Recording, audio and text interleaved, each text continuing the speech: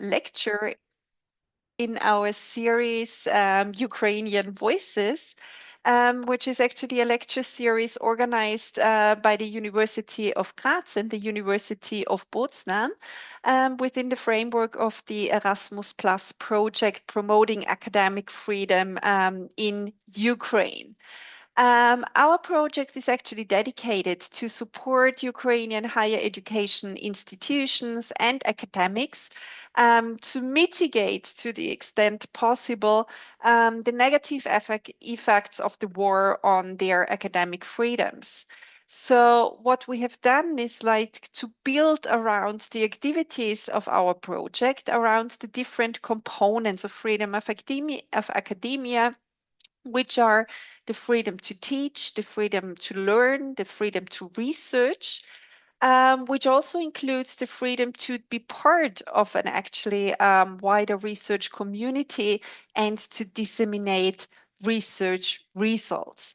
We know that because of the war, Ukrainian scholars have faced considerable difficulties, not only in continuing their work, but also to remain an active member of the European scientific community. And therefore, with this lecture series, we actually want to provide them a platform to present their research to a wider public, which not only ensures that their voices are heard, but also that we, the other part of the academic community, that we get actually firsthand research results on the broader implications the war has on different fields. And so today it is really a great pleasure to have Olga Matveieva with us, who will open this lecture series with a presentation on wartime civic engagement, a gender perspective on technology's role in activism. In her short information about this lecture today, she actually said, or she wrote us, that the Ukraine conflict or the war in Ukraine has transformed civic engagement with society, actively producing public services as state institutions weaken. While expanding access, digital spaces can reinforce existing inequalities through gender biases, digital exclusion, and institutional barriers. In her research that she will present to us today, Olga actually explores crisis-responsive civic activism from a gendered perspective, highlighting the invisible boundaries hindering female and LGBTQIA+ participation and the potential for a more inclusive and gender equal democracy for all. To her person, a quick description. Olga is a PSI research fellow at the Marie Jachoda Center for International Gender Studies at Ruhr-Universität Bochum in Germany, and she is also an associate professor in public administration at Dnipro University of Technology. She analyzes processes of democratic transformation in Eastern Europe through a gender lens, focusing on collaborative governance and civic engagement. Olga, thank you very much for joining us today to be our opener. We are very much looking forward to your lecture, and the floor is yours. Big thanks, dear Lisa and dear Svetlana, for organizing the series, for all your projects. And of course, I'm just happy to be here and share what has been found during this period. So I would probably start with my presentation, right? Not to waste your time. Let me quickly share my screen.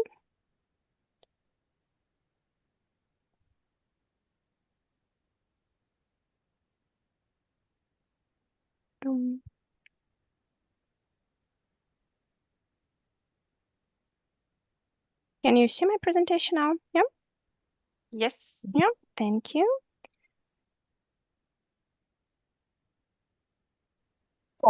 Спасибо.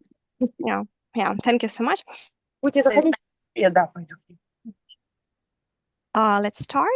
I would add a couple of words about civic engagement, and so just a tiny exploration of this topic.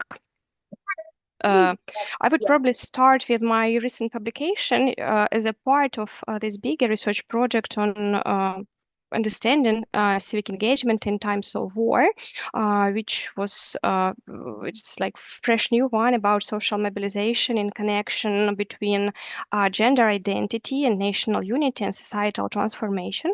And I would say that main focus was put on LGBTQI community in Ukrainian army and in civic activism as the most vulnerable group of Ukrainian activists who are as a lackmus indicator of what is going on in sense of gender equality. But I also give a lot of attention to female activists and also men within theory, feminist theory.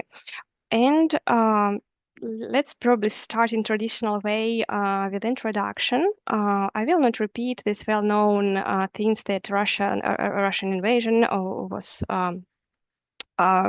very evident exogenous shock which stressed civil society and public structures. But at the same time, another well-known thing is that government, represented mainly by men, falls short in addressing some challenges or multifaceted challenges of the war exactly through the prism of equality. And also, I would use the term action arenas introduced by Ellen Ostrom as a places of such help and co-delivering public services, many kinds of services, deconstructing them on categories, for example, on co-delivering, co-design, co-creation. So under this action arena, I would propose to understand some digitized spaces, such as social media, for example, and specific platforms as a parts of civic tech initiatives of civil society organizations, which came together into digital realm to create some safe but rather brave spaces to co-create together in situation that not all of them are highly appreciated by peers, meaning LGBTQI community. So they are such places as, for example, social media become more open to civil society organizations and individual actors, meaning that in 2022, at the beginning of innovation, they become extremely open and welcoming everyone because the common understanding of situation was that we should mobilize as soon as we can, as much as we can, and actually in this way we can quickly create a peace. So to provide this immediate response to the war at the beginning of invasion, these action arenas reintroduce themselves as kind of equal places where every effort is meaningful, is welcomed. But was it and is it really so? And who are these actors? Because we are probably. And such arenas provide fast track for technical solutions in co-designing, co-creating, and co-delivering different kind of public services, from protecting of those who suffered from the war to veterans and armed forces in many different ways, understanding that this war is part of us and a lot of close ones. So our peers are at the front line. So everyone knows in which way everyone could happen. And actually these places co-created by civic activists and actually simply existing in social media started developing in sense of roles, norms, rules, which were created by collective doing something for collective for collective goals. And specifically interesting part of this research are those uncovered by government, meaning non-moderated platforms such as Telegram and comments on Facebook. And problematic issue is that these part of services, the whole block of humanitarian solutions, meaning that civil society goes and controls what is going on there and how, which normally could allow highlighting inequalities, were not so developed and actually welcomed and thus less popular than co-creating and co-delivering in the way people used to do so in physical realm.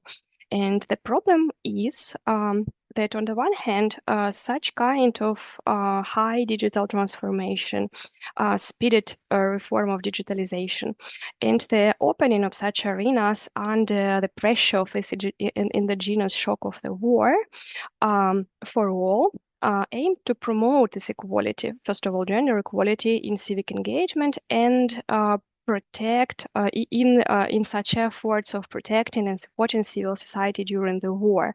So on the one hand, without regulation and integration of inclusive co-monitoring mechanisms in such digital arenas, existing gender inequalities were transferred to these arenas, to the section, and mechanism. So in